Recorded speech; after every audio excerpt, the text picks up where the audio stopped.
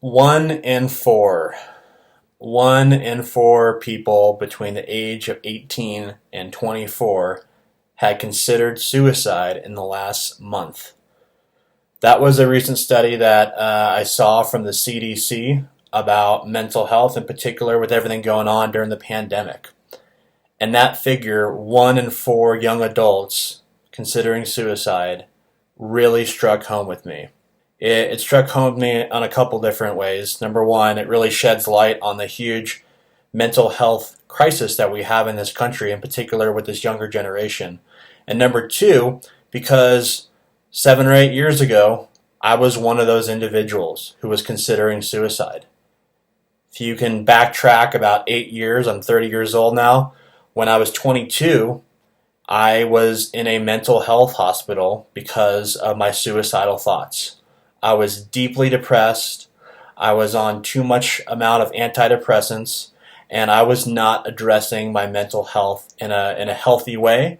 And it led me to that breaking point where there I was finding myself in a mental health hospital. Someplace I never thought I would be, someplace I never thought I would go so low where I would need that kind of help. And even as I give this video, it takes a lot for me to discuss this because it is very personal, it's very private. But when I see figures like this, one in four young adults considering suicide, I feel so compelled to speak up and share my experience.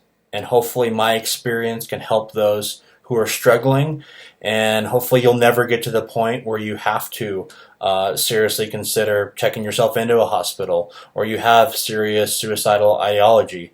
It's a place that no one should ever go down. But I have been there, sadly, and fortunately I have dug my way out, slowly but surely, with the support from my friends and family. I have found some tools to deal with my own mental health problems, and hopefully my experience can help you in dealing with your own problems as well. If I had one key piece of advice to give you, is to stop ignoring your mental health. If you're experiencing mental health problems, they are not going to magically go away. It's not something that can be addressed overnight. It takes time, it takes patience, but I'm telling you, it's absolutely worth it. It's worth all the hard work and effort. And just think of your mental health like the other items in your life that you work hard to improve upon. In America especially, we focus so much on our outer beauty, right? What do we look like? So in order to look good, we go to the gym, or we work on our diet, or we try to get the best fashion available. So we have this outward beauty that people can perceive. But think of your life experiences. Your life is not experienced physically. It's experienced mentally. When you think back on all those good memories that you've had in your life, you think of the feelings that you've had during those times, right? Yet we have this incredible focus on our physical appearance, our outward beauty, and for whatever reason we ignore how do we feel inside. If you're feeling crummy inside and you're feeling depressed or you have a lot of anxiety that's lingering, those experiences are not going to be as beneficial and as positive as if you would have addressed those problems. I can tell you wholeheartedly that I ignored my mental health problems when I was younger, and I paid the price dearly for them. I was born legally blind, and as a kid, I was the focus of ridicule from bullies at school, almost on a daily basis. And I became very depressed. I had very little self-esteem because of my disability and because of the constant bullying. And so I had these lingering major depression issues. I had a lot of anxiety based off that. I had a lot of guilt. I had a whole mixed bag of everything. And so as I got older, I tried to deal with them on my own. And unfortunately, it was not working out. I was trying antidepressants, and although that did help, I was not seeking any kind of therapy where I was talking my feelings out and talking my problems out and taking on the problems head on. As a competitive international athlete for 13 years, I've spent countless hours training, at practice, at competitions, in the weight room, all for the sole focus of improving myself physically in the name of competition.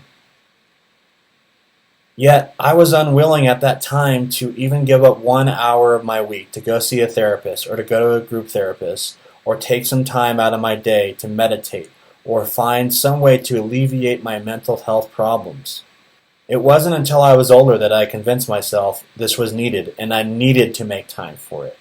If I can train 15 or 20 hours a week for a sport, I can make time to go to the mental gym and make sure my mind is in a good place as well. There is this stigma in society still of mental health and addressing it as a legitimate medical issue. Just like you would for any kind of physical ailment. You would go to the doctor if you had a broken leg. You would go to the doctor if you sprained your ankle. For mental health, though, there is still this underlying stigma where you're not supposed to talk about it. It's kind of, it's kind of our dirty secret. We don't want to make it seem like we're weak or we're vulnerable. And that's where you can find yourself in a lot of trouble with mental health, is trying to deal with that stigma. When I was younger, especially as a man, I think there's an extra stigma there for mental health. You got to show how strong you are, and you can't ever cry, and all these other masculine kind of traits that society puts on us. And I think that was the main reason I did not seek the help that I really, really needed. Until it got to the point where my depression and anxiety were so bad that I was having serious suicidal thoughts. At that point, I decided to check myself into a mental health hospital to get the help that I needed. And I've been extremely blessed with an incredible support system of my family and friends who frankly believed in me when I didn't even believe in myself, who wanted me to push on even when I had given up. After my stint in the hospital, I got the help that I needed. I sought out therapy. I sought out different ways that I can improve my own mental well-being on a daily basis. Taking care of your mental health on a daily basis is completely crucial to a healthy lifestyle. By ignoring your mental health, you are letting your mental health issues linger and fester in your brain. And what happens with mental health problems most of the time is that they feed upon itself.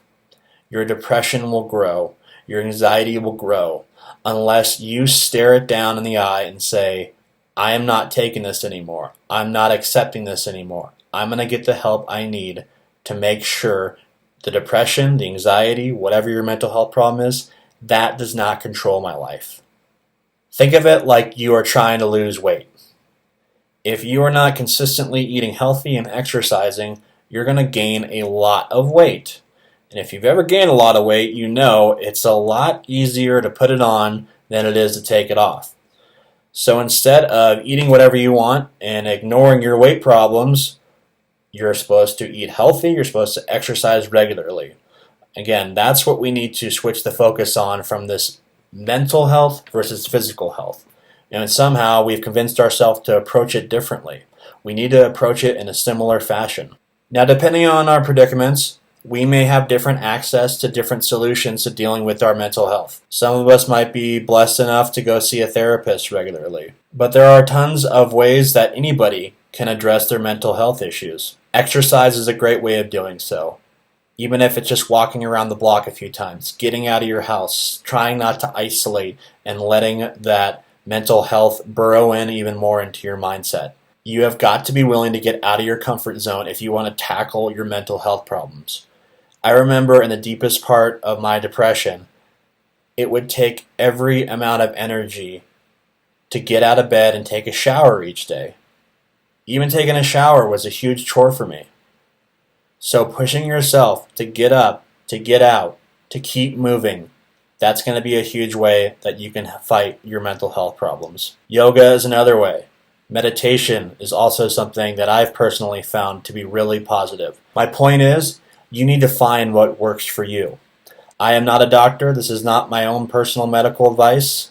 But you need to find something that works for you so it doesn't build up, so it doesn't become a huge problem in your life, so you can enjoy life more. And in order for you to truly address your mental health issues, you have to be willing to dig deep to the core of why those issues are causing you problems. It takes true strength to look yourself in the mirror and ask yourself, Why do I feel this way? What's at the core of this? Why does this issue keep coming up in my mind? For years, I have felt a huge sense of guilt in my life, and I didn't know why. Finally, I talked it through with my group therapy and my therapist, and I found out that it was because when I was younger, I felt that because of my blindness, I was a huge burden to my family.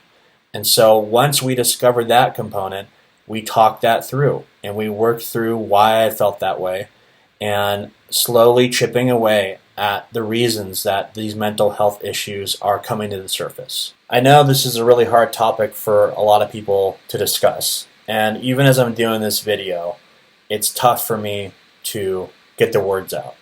But I know there's people out there struggling, and I hope that my words have provided you with some guidance and letting you know you're not alone. You are absolutely strong enough to fight through and deal with these problems. And I know you might be thinking to yourself right now, I'm not strong enough. There's no way I can deal with this. Well, I was right there with you. When I was sitting in that mental health hospital, I thought my life was over. I thought I would never be able to find the strength and the fortitude to push through, to deal with my problems. I was able to do it, and so will you. Give yourself some patience. It's going to take time, but it's well worth the work and effort. And be proud that you're taking these next steps to stop ignoring your mental health.